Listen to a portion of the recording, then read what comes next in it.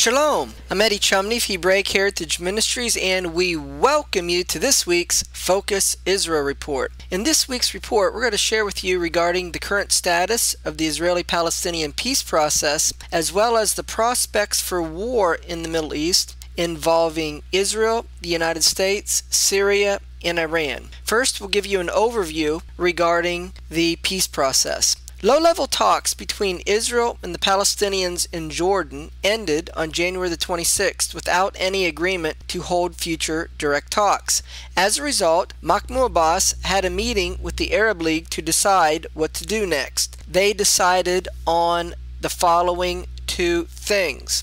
Number one, they would solicit for an international peace conference aimed at reaching a comprehensive solution to the Israeli-Palestinian conflict. Number two, letters would be sent to Prime Minister Benjamin Netanyahu of Israel and world leaders to determine the basis and the terms for the resumption of negotiations. Within a week, the Palestinian leadership will send its messages to Israel asking it to recognize the two-state solution, halt its settlement activities in the West Bank and East Jerusalem, and release Palestinian prisoners. The Israeli government will have 3 weeks to respond to our messages before we take alternative steps, said Saeb Erekat, a senior Palestinian negotiator. If Israel fails to agree to the Palestinian terms, then the Palestinian Authority will attempt to again seek recognition of a Palestinian state based upon 67 borders with East Jerusalem as its capital at the United Nations. Fatah, who controls the West Bank, and Hamas, who controls the Gaza Strip, signed a reconciliation agreement last week. As a part of the agreement, Mahmoud Abbas is to head an interim unity government that replaces rival administrations in the West Bank and the Gaza and leads to Palestinian general elections. However, Mahmoud Abbas said that the elections would be called off if Israel did not allow the vote to take place in East Jerusalem. We cannot hold elections without East Jerusalem, Abbas stressed. Meanwhile, the deal never explained how Abbas would take charge again in the Gaza Strip.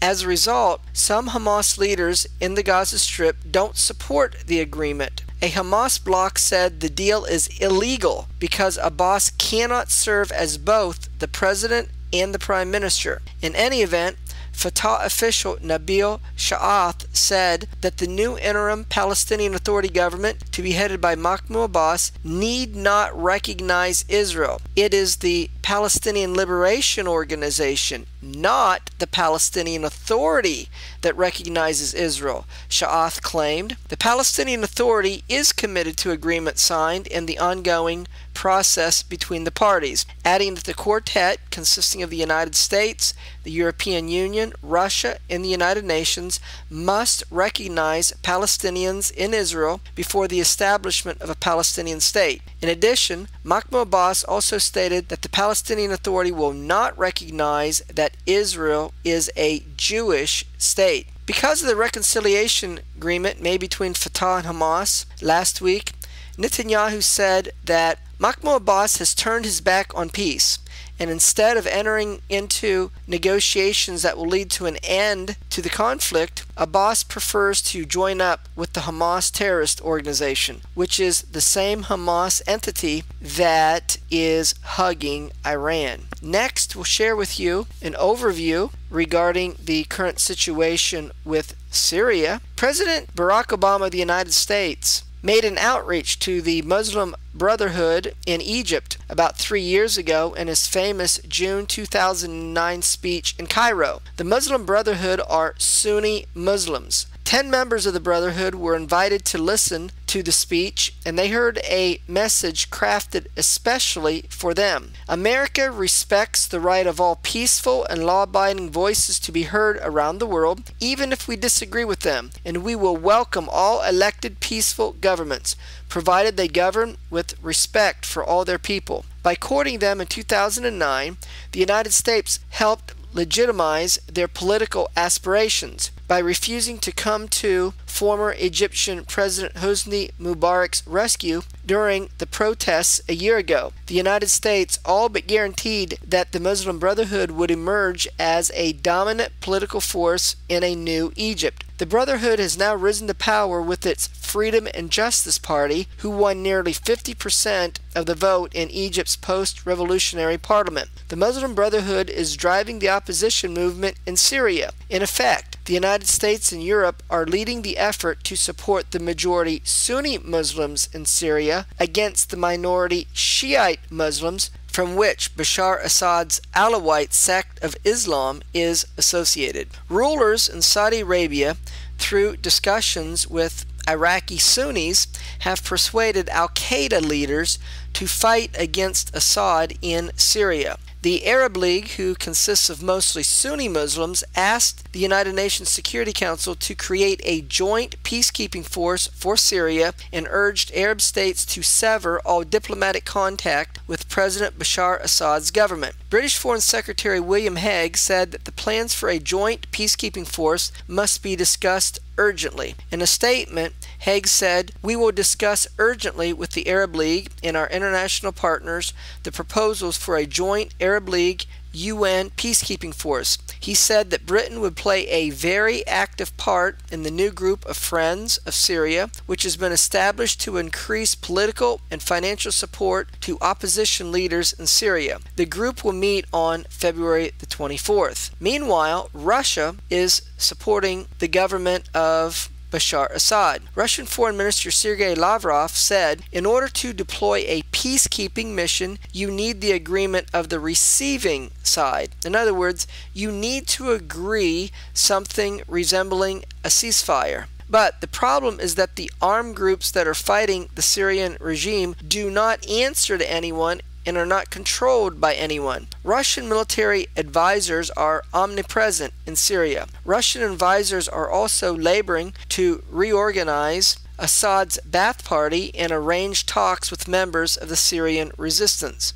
They are making their own contacts with Arab and Islamic organizations seeking to dilute the solidarity of the West with Arab leaders on the Syrian problem. In a phone discussion with Nicolas Sarkozy, the leader of France, Russian President Dmitry Medvedev warned France not to use a coalition of the willing to take unilateral action in Syria. France, not the United States, was the Perm 5 nation that inaugurated the Friends of the Syrian People effort immediately after the Russian and Chinese vetoes in the UN on the 4th of February. Russia's Vice Minister of Defense, Anatoly Antonov, was quoted as saying on Russian television that Russian military personnel are deployed in various sites around Syria. Western intelligence sources report that Bashar Assad's loyal military and security forces had by and large managed to subdue the rebellion against the regime. They are now purging the last pockets of resistance, especially in Syria's third largest city, Homs. Bashar Assad has drafted a referendum on a draft constitution that is scheduled to be held on February 26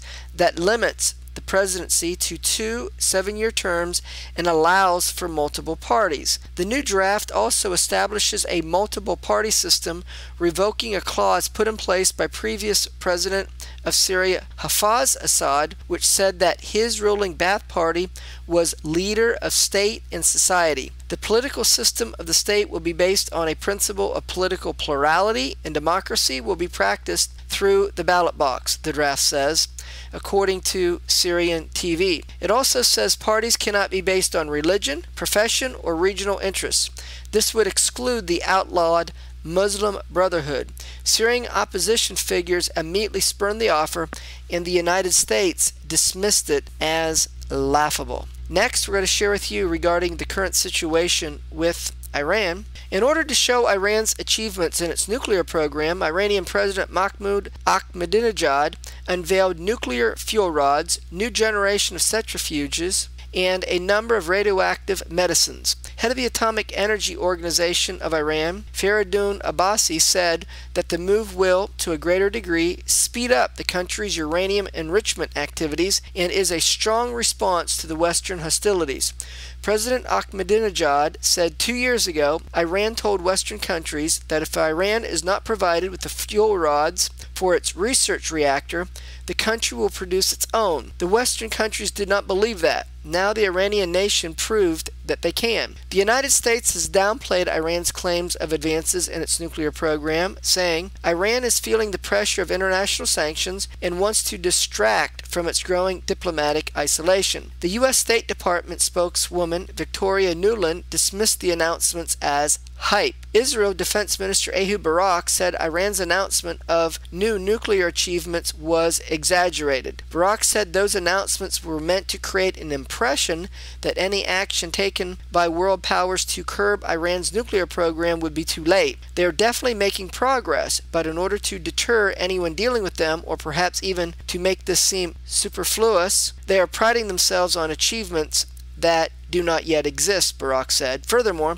Barak said that Iran's nuclear arms program has not yet reached the point of no return. When Israel believes that Iran is nearing the point of no return, it has threatened to take military action to stop Iran. The United States weekly news magazine Newsweek reports that the United States doesn't want Israel to start a war with Iran in the near future. Israel's Mossad chief Tamir Pardo made a trip to the United States recently, and according to a U.S. official privy to the discussion, it was to take the pulse of the Obama administration and to determine what the consequences would be if Israel bombed Iranian nuclear sites over American objections. Israel, the report said, has essentially ceased sharing a significant amount of information with the U.S. regarding its military preparations for a possible strike. Ronad Bergman, an Israeli intelligence and national security analyst for Israel's largest daily newspaper, says that he expects Israel to strike Iran within the next 9 months.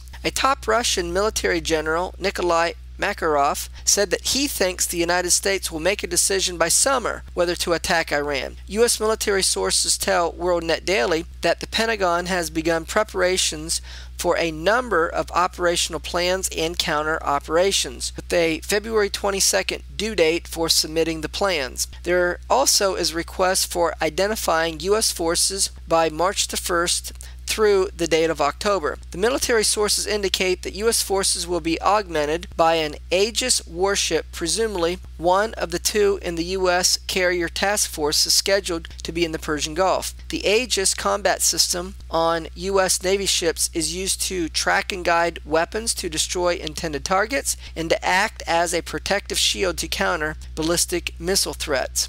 Lieutenant General Ronald Burgess, Director of the Defense Intelligence Agency, told the U.S. Senate Armed Services Committee, despite international pressure on Iran, the regime is not close to giving up its quest for nuclear capabilities.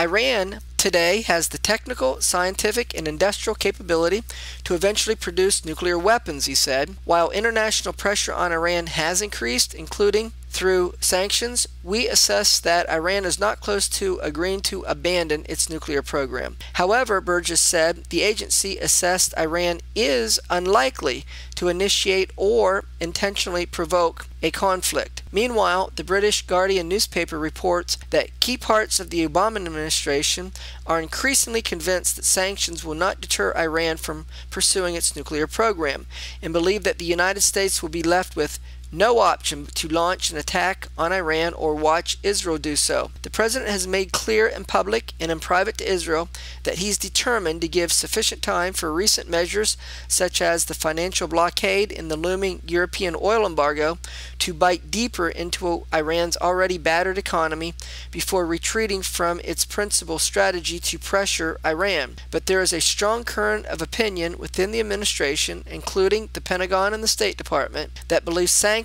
are doomed to fail and that their principal use now is in delaying Israeli military action, as well as reassuring Europe that an attack will only come after other means have been tested. For now, the emphasis is firmly on diplomacy and sanctions. Well, in this week's report, we shared with you about the current situation with the Israeli-Palestinian peace process and the prospects for war in the Middle East involving Syria and Iran. Until we do it again, Shalom in Yeshua the Messiah. Amen.